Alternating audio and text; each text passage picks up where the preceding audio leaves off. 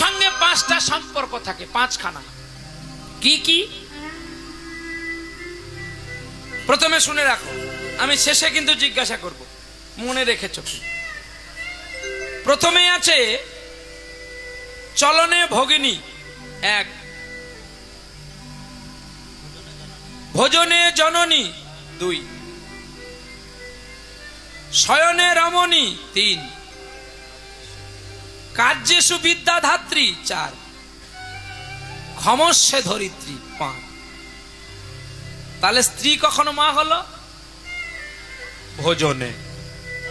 যখন আমার স্ত্রী আমাকে খেতে দেবে তখন কিন্তু ও আমার স্ত্রী নয়, ওর সঙ্গে ঠাট্টা তখন করবেন না, মাতৃ অপরাধ হয়ে যাবে।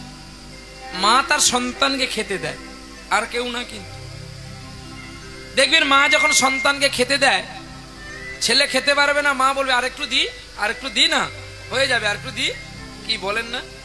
আপনারা যখন স্বামীকে খেতে দেন, আর একটু নাও না, আর একটু নাও, জোরে, তুমি পারবে, আমি অসুস্থ, খেতে পারছি না, আমাকে বলছে একটু চেষ্টা করো, হবে, একটু চেষ্টা করো।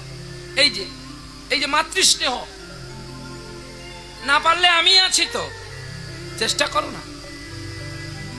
এই যে মাতৃস্নেহ, এই মাতৃস্নেহটা হচ্ছে সবচেয়ে বড় স্নেহ। কৃষ্ণ কৃষ্ণ।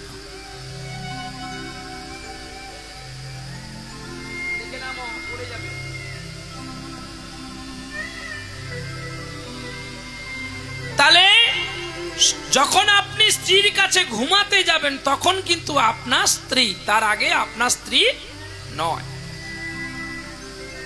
দেখবেন কোন স্ত্রীর কাছে যদি কোনো স্বামী অপরাধ করে তার কাছে হাতটা জোড়ো করে বলে, দেখো আমি তোমাকে গালি দিয়েছি, একটু ভুল হয়ে গেছে, আচ্ছা, তখন ওই স্ত্রীটা কি রেগে থাকবে? হ্যাঁ, যদি ও জাতির ঘরে কন্যা না হয় তাহলে কিন্তু রেগে থাকবে, যদি জাতির ঘরে কন্যা হয় তাহলে কিন্তু রাখবে না, ও সঙ্গে সঙ্গে তোমার হাতটা ধরে ফেলবে।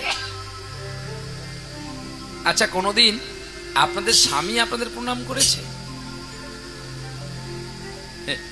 এ কীর্তন কোথাও পাবে না, কিন্তু প্রহ্লাদের কাছে পাবে। এর ওয়ারেন্টি না, একদম গ্যারেন্টি। আসতে স্ত্রীকে কি প্রণাম করা যায়? কি গো, স্ত্রীকে কি প্রণাম করা যায় কি বাবা?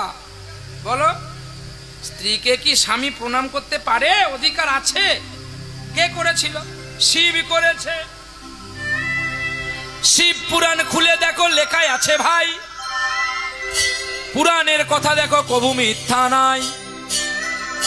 শিব যখন করল পান করিয়া প্রাণে বেঁচেছিল, নিজের স্ত্রীকে দেবী বলে প্রণাম করেছিল।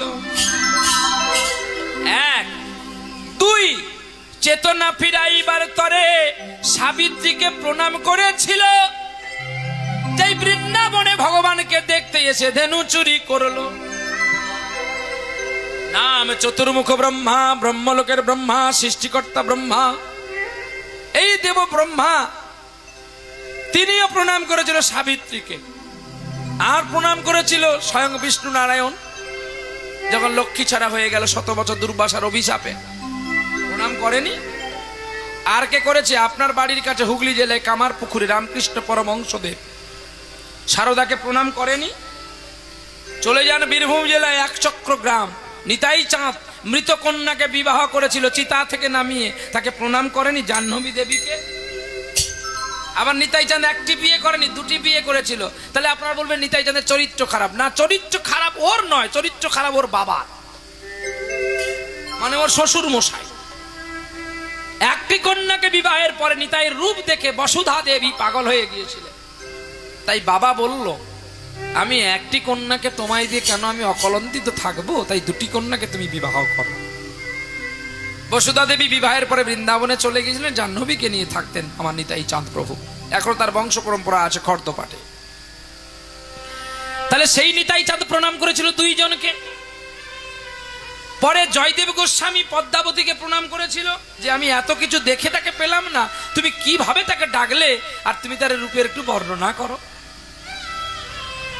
শুধু প্রণাম করেনি, পদ্মার উচ্ছিষ্ট খেয়েছিল।